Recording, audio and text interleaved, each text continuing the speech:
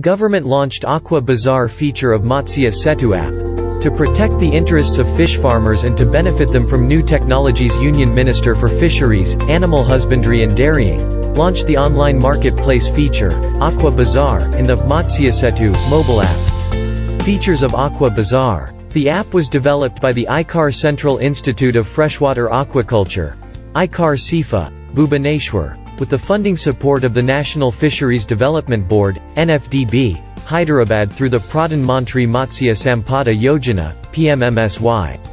This online marketplace will help the fish farmers and stakeholders to source the inputs such as fish seeds, feed, medicines, etc., and services required for fish culture as well, as farmers can also list their table-size fish for sale. It also allows the fish farmers to list their grown table-size fish seeds for sale with an option to indicate the date of availability along with the price offer. Funding support was provided by National Fisheries Development Board.